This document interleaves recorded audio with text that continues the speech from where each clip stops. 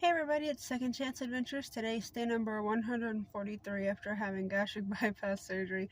I'm over here laughing because our class got done early and they're making a scenario for a crime because, I'm in criminal justice and I just think it's funny. Anyways, today's been a pretty busy day. We're getting ready to start a storm, so I kind of want to hurry up and get this going because I have an hour drive and like 90% of it there's like no lights, so I kind of want to get this going. Doing all right. I wasn't very hungry today. Yesterday I wasn't feeling so well, but I'm feeling better today. Thanks for those who checked up on me. Still not really hungry. I've been hitting a plateau, but that's okay. Because like I said yesterday, it's more like a challenge that says, okay, in the last 4.5 months, let's see what you've experienced and learned, and let's see if you can keep it up without still losing a bunch of weight because of surgery. And I'm pretty sure here in a few months it'll kind of restart and I'll end up dropping a bunch of weight again. But so far, I haven't been eating and I've still been drinking all my water and taking my multivitamins like I'm supposed to and drinking pretty much just my protein shakes. Today, for some reason, I had a really big craving for some orange juice. It's weird. But the thing is, once you have surgery, like nothing tastes the same. Everything tastes nasty. It's like you're pregnant. If you've been pregnant before and everything is just gross, it smells gross, it tastes gross, it doesn't even feel the same in your mouth anymore. So far, the worst thing was chocolate milk. So far, is the worst thing. Before, I loved drinking chocolate milk so much, but boy, does it make you gain weight. So much fat and sugar in that stuff. Oh, man. Now, I've tried several times to just take a little sip of it, but can't. It makes me puke my brains up. It just seems like once you have surgery, nothing is the same anymore except water. That's it. Everything's different. And I am glad for that because, your body just goes through such a withdrawal of food and different things. And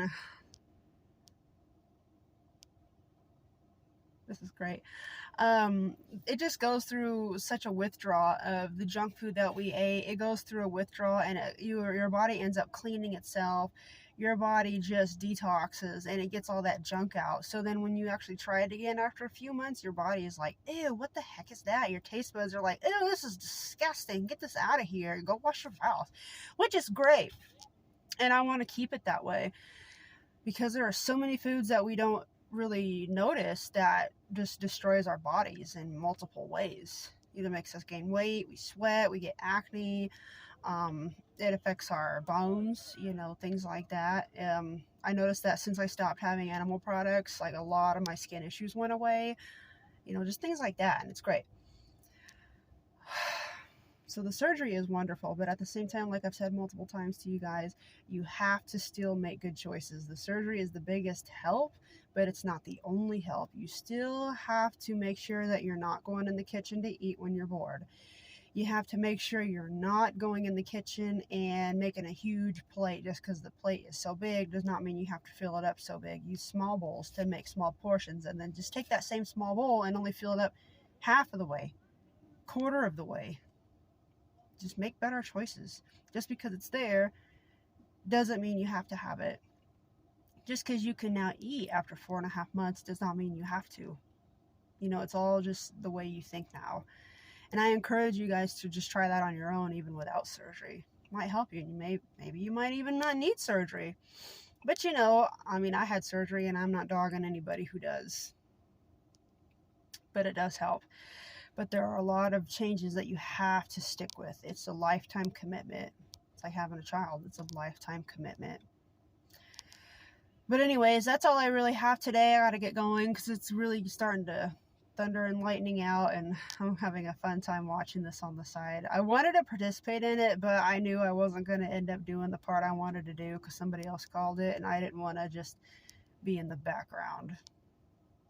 That's something else. So I noticed that like before surgery, when I was still really, really, really overweight, all my life, every time I've ever been involved in something that was supposed to, be fun or enjoying, I'm never selected to do anything. I am never picked. I'm always like that last person that gets picked for anything.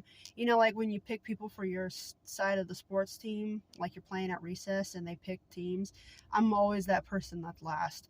I'm never anybody's first pick. I'm never anybody's, well, oh yeah, you know, I want her to be on my team. I'm always that last one where they go, well, I guess I'll take her. That's how it is no matter what it's been, no matter what I'm doing. I'm always last. I'm always, um, I never get to choose anything and I never get to do the parts I want to do. And I'm always just handed the leftovers, the just seconds, you know. So that's why I didn't want to be a part of this thing today.